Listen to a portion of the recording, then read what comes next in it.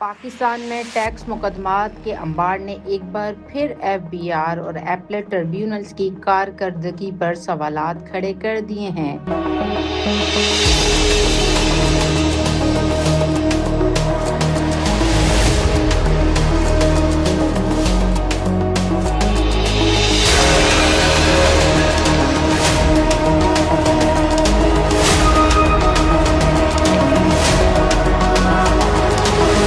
مہنگی تنخواہوں پر تعینات 24 نجی شعبے کے ارکان کے باوجود زیر التوا ٹیکس مقدمات کی تعداد 68,000 تک پہنچ گئی، جس پر وفاقی حکومت نے ان کی کارکردگی کا جائزہ لینے کا اعلیٰ سطح کمیٹی قائم کر دی ہے۔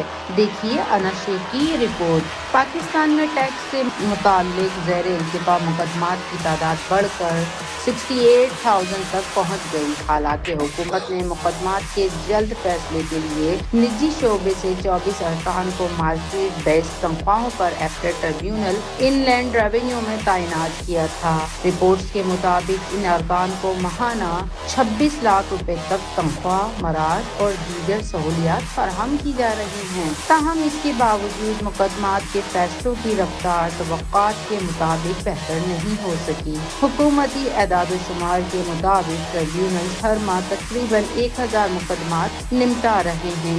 جبکہ موجودہ رفتار برقرار رہی تو زیر التوا مقدمات ختم ہونے میں 5 سے 6 سال لگ سکتے ہیں، بشرط یہ کہ اس دوران نئے مقدمات دائر نہ ہوں۔ کل زیر التوا مقدمات میں تقریباً 60,000 ان لینڈ ریونیو جبکہ 8,000 کسٹمرز سے متعلق ہیں۔ سب سے زیادہ مقدمات پنجاب میں زیر سماعت ہیں، جن میں لاہور سر فہرست ہیں۔ صورتحال کا جائزہ لینے کے لیے حکومت نے ریٹائرڈ ججوں، چارٹرڈ اکاؤنٹنٹ اور سابق ٹیکس افسران پر مشتمل 4 رکنی اعلیٰ سطح کمیٹی تشکیل دی ہے، جو یہ جانچ کرے گی کہ مہنگی تنخواہوں پر کی گئی بھرتیوں سے مقدمات کے فیصلوں میں واقعی بہتری آئی ہے یا نہیں۔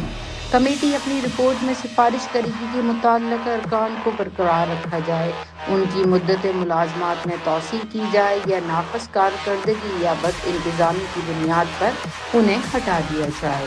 یہ جائزہ ایسے وقت میں لیا جا رہا ہے جبکہ ٹیکس مقدمات کی بڑھتی ہوئی تعداد نہ صرف اربوں روپے کے سرکاری ریونیو کو متاثر کر رہی ہے، بلکہ ٹیکس دہندگان کو بھی برسوں تک قانونی فیصلوں کا انتظار کرنا پڑ رہا ہے۔